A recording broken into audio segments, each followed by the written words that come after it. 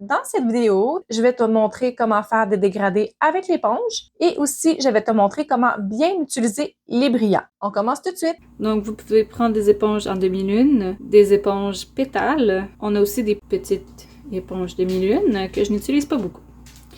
Donc, moi, je vais principalement prendre ces deux-là ici. Donc, pour commencer, vous pouvez vaporiser un petit peu votre éponge. Je ne vais pas mettre beaucoup parce que je l'ai déjà humidifié d'abord. Donc, sur l'arête de mon éponge ici, ça va être la couleur la plus foncée. J'utilise le côté rond. Donc ici, je peux faire deux dégradés de couleur. Si je mets ma couleur la plus pâle ici, je peux faire un dégradé par là-bas et un autre par ici. Donc, je vais prendre mon blanc ici pour commencer. Vous pouvez presser l'éponge, gênez-vous pas. Et je frotte assez fermement. Ensuite, ma deuxième couleur ici.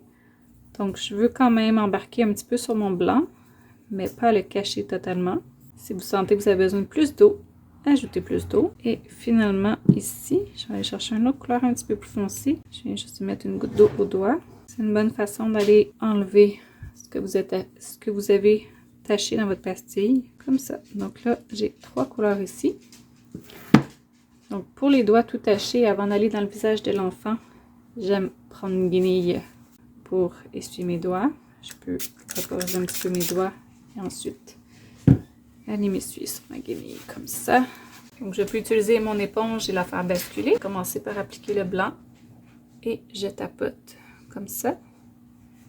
Et ensuite, quand je suis prête à appliquer la deuxième couleur, je peux tout simplement basculer mon éponge pour aller chercher ma deuxième couleur. Et ensuite, à la fin, je peux encore basculer un petit peu plus. Aller mettre ma troisième couleur. Donc, comme ça ici, vous avez un dégradé à l'éponge. Et après ça, c'est sûr que je peux aller faire des formes si je veux. Je peux le faire à l'inverse aussi. Donc, assurez-vous de ne pas embarquer par-dessus dans le mauvais sens. Restez toujours dans le bon sens. Un petit dégradé facile.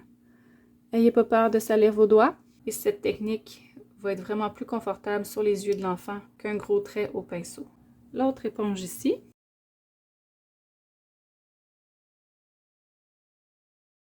Donc ici, ce qui est intéressant, c'est que j'ai un autre type de forme d'éponge. Donc celle-là, je l'aime beaucoup pour aller sur les yeux des enfants, mais aussi pour être plus précise, c'est vraiment utiliser la forme de l'éponge. Vous pouvez toujours presser l'éponge aussi pour changer sa forme. Pour appliquer une couleur plus que l'autre, je peux aller basculer mon éponge pour aller chercher du foncé. Maintenant, pour les pochoirs, attendez toujours que le fond soit sec parce que ça va étamper sur votre pochoir et salir le tout. Et pour la texture de maquillage, on veut quelque chose qui va être assez collant sur notre éponge pour éviter que ça coule en dessous du pochoir. On vient bien positionner notre pochoir. C'est sûr qu'en temps normal, on a nos deux mains avec lesquelles travailler. On va tapoter délicatement sur place en évitant de déplacer le pochoir. Vous pouvez travailler petite zone par petite zone si vous voyez que c'est difficile pour l'enfant. Faites aussi bien attention quand vous le positionnez sur les yeux de l'enfant. Assurez-vous que ses yeux soient fermés. Ici, je vous montre avec un autre type de blanc qui est plus faible, qui va être moins opaque. On pourrait décider de faire ça volontairement aussi pour créer des effets de profondeur.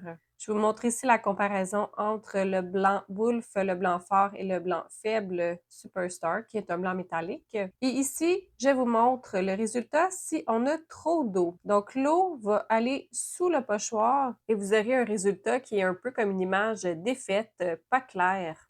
D'où ma suggestion de toujours tester sur le dos de votre main avant pour vérifier votre consistance. Ce qu'on souhaite comme résultat, c'est vraiment une image qui est très définie et nette, comme ici. Pour les brillants ou les paillettes, on veut vraiment quelque chose qui est de grade cosmétique, sinon ça peut endommager la rétine de l'œil si ça rentre dans les yeux de l'enfant. Je vous montre quelques types de brillants ici. Donc, on a des grosses paillettes que je vais faire tenir sur la peau avec du baume à lèvres qui est incolore inodore. Sinon, ici, on a des paillettes qui sont en gel. Attention, ça interagit avec le maquillage. Des paillettes en crème qui ne vont pas interagir avec le maquillage. Dans tous les cas, avec des paillettes argentées ou dorées, on se trompe pas. Ça peut aller sur n'importe quelle couleur. N'hésitez pas à vaporiser un petit peu d'eau si votre maquillage est déjà sec. Si vous laissez les enfants choisir les couleurs de paillettes, ça se peut que vous ayez des résultats qui sont un peu pas super, disons. Je vous fais des petits exemples ici, mais quand on a une paillette qui est plus foncée que la couleur de maquillage sur la peau, ça ne fait pas joli. Ou aussi quand ce sont des couleurs complémentaires, encore une fois, ça ne fait pas joli. Donc, vaut mieux choisir les couleurs de paillettes nous-mêmes. Voici ce que ça peut donner. Donc ici, vous voyez les paillettes argentées ou blanches opalescentes. Ça fonctionne sur pas mal n'importe quoi. Les paillettes rouges, c'est vraiment foncé. Donc habituellement, je vais les garder pour le nez des reines au nez rouge uniquement. Ici, on a les paillettes à base de gel d'aloès qu'on peut garder pour le pourtour, le contour des maquillages uniquement. Donc, vous voyez ici, c'est un bon exemple d'utilisation. Donc, j'ai mis le rose sur le rose qui est plus foncé. Ici, j'ai mis le vert sur le vert. Et j'ai mis du argent ici et ici. Puis mes gros flaky, je les ai mis ici.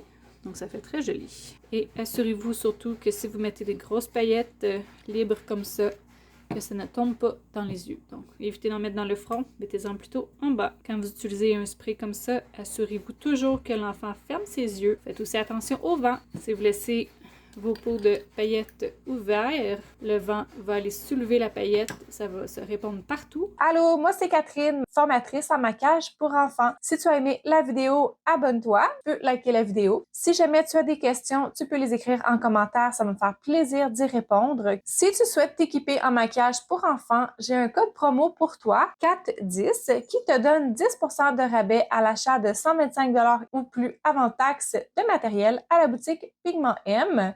Donc, je te mets le lien en description. Bye! Merci!